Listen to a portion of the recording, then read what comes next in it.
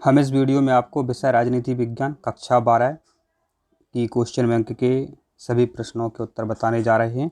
Video आपको पूरा देखना है, तो बिना देर किए हुए हम आपको प्रश्नों के उत्तर बताते हैं।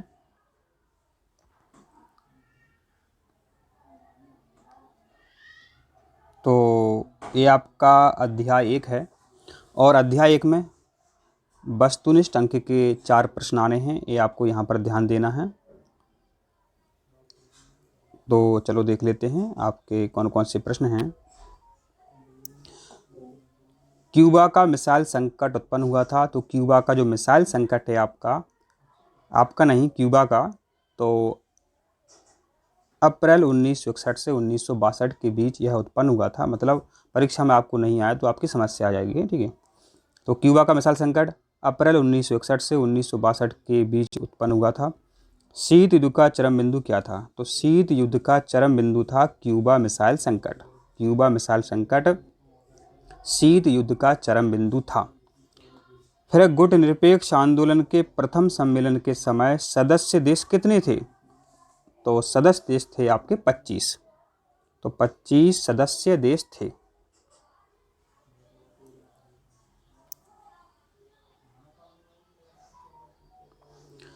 फिर बोल्शेविक रूसी क्रांति कब हुई थी? तो बोल्शेविक रूसी क्रांति जो है 1917 में हुई थी, ठीक है। सिर्फ यही पूछ लेते हैं कि रूसी क्रांति कब हुई थी? तो 1917 में हुई थी। ये आपको ध्यान रखना है। ये आपका अध्याय 2 है। अध्याय 2 से मतलब इस इकाई से 3 अंक के वस्तुनिष्ठ प्रश्न आने हैं जिन्हें अपन को देखना है, ठीक है। द्विध्रुवीयता के उदय का कारण था। तो द्विध्रुवीयता के उदय का कारण था उपर्युक्त सभी। जितने भी कारण लिखे हुए हैं वो सभी कारण थे। अब सोवियत बोल्शेविक क्रांति का नेतृत्व किसने किया था? तो सोवियत बोल्शेविक क्रांति का नेतृत्व जो है लेनिन ने किया था। यहाँ आपको लेनिन भरना है, ठीक है, लेनिन सही करना है। फिर कठोर द्विध्रुवीय व्यवस्था का दशक माना जाता है। दशक माने 10। तो ये समय था आपका 1945 से 1955। तो ये कठोर द्विध्रुवीय व्यवस्था का दशक माना जाता है 1945 से 1955।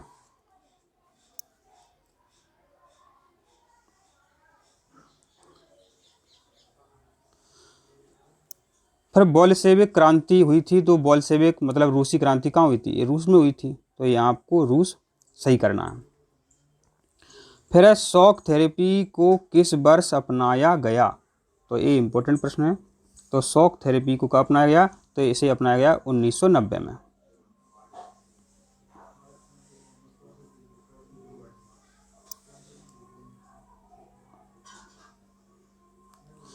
ये आपका अध्याय 3 है और इस इकाई से 1 अंक का वस्तुनिष्ठ प्रश्न आना है जिन्हें अपन को देखना है। जितने इंपॉर्टेंट है उन्हें हम सभी देख लेते हैं। इनसे परीक्षा में प्रश्न आने हैं, ये आपको ध्यान रखना है, ठीक है। यूरोपीय यूनियन का उदय के फलस्वरूप हुआ। तो यूरोपीय यूनियन का जो उदय है मैस्ट्रिच संधि के फलस्वरूप हुआ, ठीक है। यहाँ भरना आपको मैस्ट्रिच संधि। फिर यूरोपीय यूनियन संधि प्रभावी हुई। कब प्रभावी हुई? तो ये हुई थी आपकी 1 नवंबर 1993 को। मतलब जो संधि के जो नियम थे वो 1 नवंबर 1993 से सभी देशों पर लागू हो गए। फिर 5 देश के संस्थापक सदस्य हैं। तो जो 5 देशों ने एक संगठन बनाया था उसका नाम था आसियान। तो 5 देश आसियान के संस्थापक सदस्य हैं। फिर है वर्तमान में यूरोपीय संघ में कितने सदस्य देश शामिल हैं? ठीक है, तो इसका सही उत्तर आपका 27।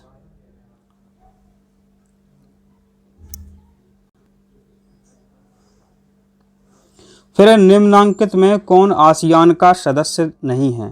तो श्रीलंका आसियान का सदस्य देश नहीं है। अब है आपका अध्याय 4 और इस इकाई से जो है 3 अंक के वस्तुनिष्ठ प्रश्न आने हैं, इन्हें अपन को देखना है। तो देखो क्या है। सियाचिन समस्या का संबंध किससे है? तो भारत तथा पाकिस्तान से है। ये आपको यहाँ पर ध्यान रखना है। और भारत पाक संबंध समस्या किस समस्या से ग्रस्त हैं? तो ये है आपकी संदेह की राजनीति से। सही बात है, संदेह है तो फिर बात ही नहीं बनती है, विश्वास नहीं होता।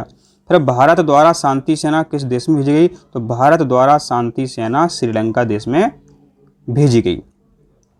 फिर कच्छ द्वीप कहाँ स्थित है?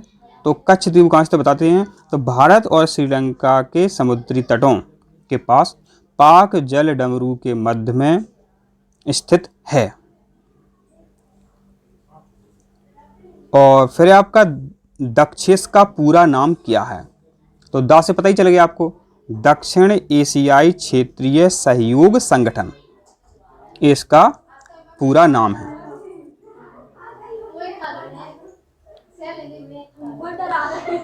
अब है अध्याय 5 और इस इकाई से देखो 3 अंक के वस्तुनिष्ठ प्रश्न आने हैं। अब विश्व बैंक की स्थापना कब हुई थी? तो विश्व बैंक की स्थापना जो है 1946 को हुई थी। कब हुई थी? 1946 को। अंतर्राष्ट्रीय मुद्रा कोष में कितने कार्यपालक निर्देशक होते हैं? ठीक है, तो ये 24 कार्यपालक निर्देशक होते हैं। फिर संयुक्त राष्ट्र दिवस कब मनाया था? तो संयुक्त राष्ट्र दिवस क्या है? द्वितीय विश्व युद्ध के बाद 24 अक्टूबर 1945 को संयुक्त राष्ट्र संघ की स्थापना हुई। तो 24 अक्टूबर जो दिन है उसे ही संयुक्त राष्ट्र दिवस के रूप में मनाते हैं। तो यहाँ भरना है आपको 24 अक्टूबर। फिर यूनेस्को महानिदेशक का कार्यकाल होता है, तो ये होता है आपका 6 वर्ष। यहाँ आपको 6 वर्ष भरना है। फिर अंतर्राष्ट्रीय मुद्रा कोष की स्थापना कब हुई थी? तो अंतर्राष्ट्रीय मुद्रा कोष की स्थापना 1945 में हुई थी।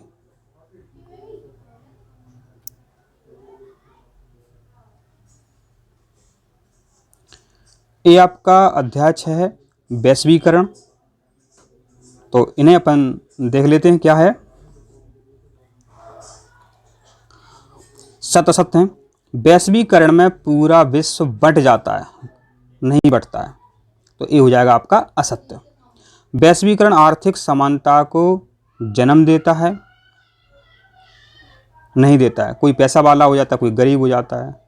ठीक है, यहाँ लिखिए समानता, तो ये भी आपका असत्य है।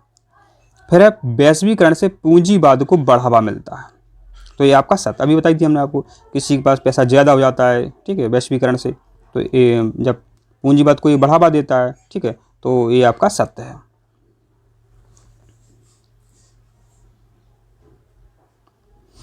ये आपका अध्याय 7 है, राष्ट्र निर्माण की चुनौतियां।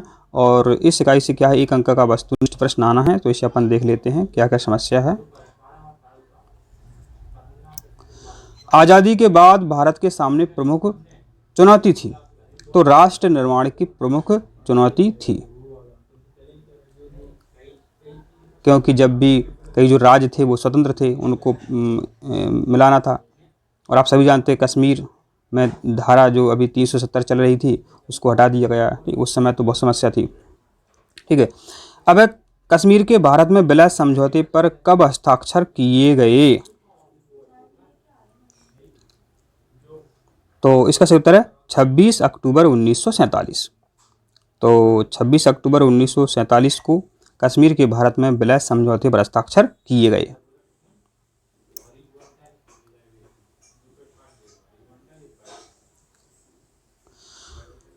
फिर है भारत विभाजन के पश्चात हुए सांप्रदायिक दंगों ने समस्या को जन्म दिया, मतलब शरणार्थी की समस्या को जन्म दिया। मतलब 1947 के बाद, मतलब 1947 में जब भारत का विभाजन हो गया, भारत पाकिस्तान, ठीक है, तो भारत से पाकिस्तान अलग हो गया, तो वहाँ के हिंदू भाई यहाँ आ रहे थे, यहाँ के मुस्लिम भाई वहाँ जा रहे थे, तो रहने की समस्या उत्पन्न हो रही थी। ठीक है, तो उसे बोलते हैं शरणार्थी समस्या। तो यहाँ पर क्या बनना है, शरणार्थी भरना यहाँ पर। फिर राज्य पुनर्गठन आयोग की नियुक्ति 29 दिसंबर 1913 में हुई। तो क्या है, राज्यों का निर्माण होना था भाषा के आधार पर, मांग चल रही थी, तो 29 दिसंबर 1913 को फजल अली आयोग बना। ठीक है, फिर 1956 में आंध्र प्रदेश प्रथम राज्य बना भाषा के आधार पर। ये आपको यहाँ पर ध्यान रखना है।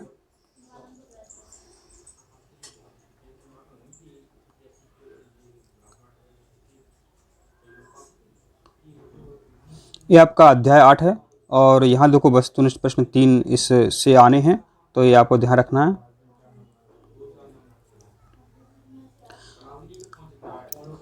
पंडित नेहरू के राजनीतिक उत्तराधिकारी के चयन में निर्णायक भूमिका का निर्वहन किसने किया था? तो इसका सही उत्तर है गुलजारी लाल नंदा।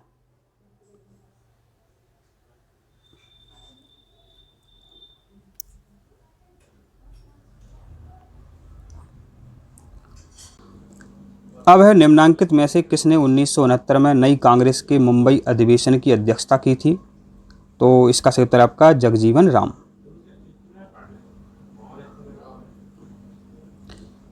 फिर है कौन से लोकसभा चुनाव में कांग्रेस प्रणाली के पुनर्स्थापना के रूप में जाने जाते हैं? ठीक है, तो कौन से चुनाव? तो इसका सही उत्तर आपका 1971 के चुनाव। तो 1971 में कांग्रेस की बहुत ज़्यादा सीटें आ गई थी, इसलिए इस समय को क्या कहा जाता है? पुनर्स्थापना का समय जाना जाता है। ठीक है,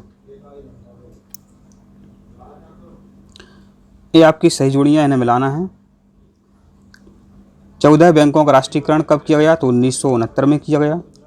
गैर कांग्रेसवाद का नारा किसने दिया था? तो राम मनोहर लोहिया ने दिया था। फिर 1967 चुनावों की प्रमुख बात क्या थी? तो दल बदल थी। मतलब 1967 में क्या है, किसी पार्टी को स्पष्ट सीटें नहीं आई थी, तो कुछ पार्टी के नेता इधर उधर जा रहे थे, दूसरी पार्टी में शामिल हो रहे थे। फिर मुख्य तुर्क गुट का अग्रणी सदस्य कौन था? तो इसका उत्तर है चंद्रशेखर।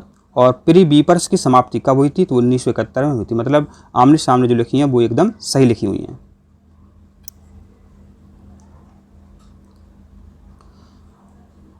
फिर है 1971 के चुनावों में कांग्रेस की विजय को इंदिरा लहर का परिणाम कहा जाता है। मतलब जो इंदिरा गांधी की लोकप्रिय थी, तो उनकी लोकप्रियता के कारण 1971 के चुनाव में कांग्रेस को बहुत अच्छी सीटें आई थी।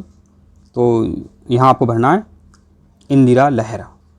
ठीक है, फिर 1977 में मोरारजी देसाई ने पहली गैर कांग्रेसी केंद्र सरकार बनाई थी। तो 1977 के पहले हमेशा कांग्रेस पार्टी की सरकार बनती थी, लेकिन 1977 में कांग्रेस पार्टी की सरकार नहीं बनी थी। तो यहाँ लिखना है आपको गैर कांग्रेसी। ठीक है, फिर 31 अक्टूबर 1984 को सिख अंगरक्षकों ने उनके आवास पर हत्या कर दी। किसकी? इंदिरा गांधी की। तो यहाँ आपको क्या पढ़ना है? 31 अक्टूबर 1984 को सिख अंगरक्षकों ने इंदिरा गांधी की उनके आवास पर हत्या कर दी।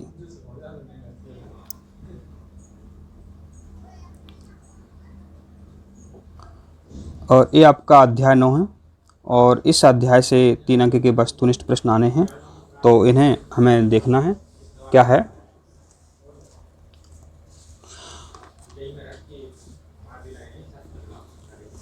गैर कांग्रेसी सरकार का प्रथम प्रधानमंत्री कौन था? तो गैर कांग्रेसी सरकार का प्रथम प्रधानमंत्री कौन था? तो इसका उत्तर है मोरारजी देसाई। मोरारजी देसाई। फिर श्रीमती इंदिरा गांधी ने भारत में आपातकाल की घोषणा कब की? तो इसका सही उत्तर है 25 जून 1975। तो 25 जून 1975 को आपातकाल लगा दिया, इमरजेंसी लगा दी गई।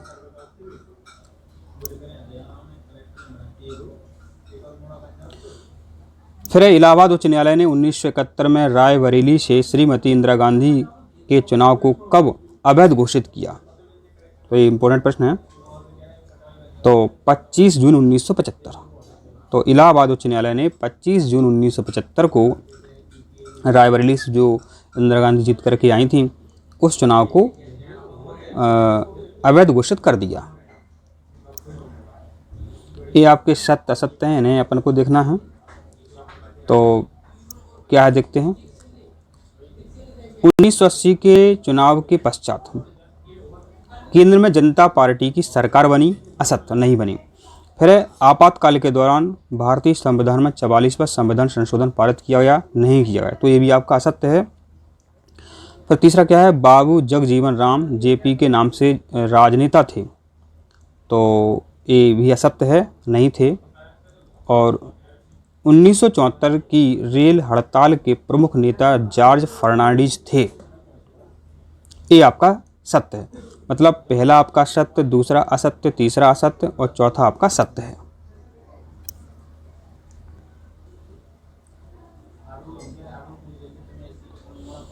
ये आपका अध्याय 10 है और इस इकाई से 2 अंक के वस्तुनिष्ठ प्रश्न आने हैं, इन्हें आपको देखना है।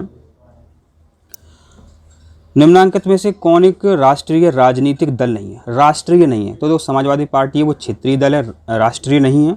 ठीक है, जैसे कांग्रेस है, बीएसपी है, ठीक है, वो क्या है, राष्ट्रीय पार्टी है। तो ये राष्ट्रीय पार्टी नहीं है, ठीक है, क्षेत्रीय पार्टी है। फिर सर्वोच्च न्यायालय के निर्णय के आधार पर पिछड़े वर्गों हेतु आरक्षण लागू किया गया। कब लागू किया गया? तो 8 सितंबर 1993। तो इसका उत्तर जो है अपन सही से लगा लेते हैं। 8 सितंबर 1993 को कहा है ओबीसी वर्गों के लिए आरक्षण दिया गया। कब दिया गया? 8 सितंबर 1993। फिर है राष्ट्रीय पिछड़ा वर्ग आयोग के प्रथम अध्यक्ष थे। तो प्रथम अध्यक्ष थे आपके RN प्रसाद। RN प्रसाद। कई बच्चे के यहाँ BP लगा देते हैं, वो की गलत है। ठीक है, प्रथम पूछा है तो वो RN प्रसाद सही है। इस तरह आपके सभी महत्वपूर्ण प्रश्न कंप्लीट हो गए हैं। आशा करते हैं आपको समझ में आए हैं। अगर आप नए हैं तो चैनल को सब्सक्राइब करें, वीडियो को लाइक करें। मिलते हैं अगली वीडियो में। धन्यवाद।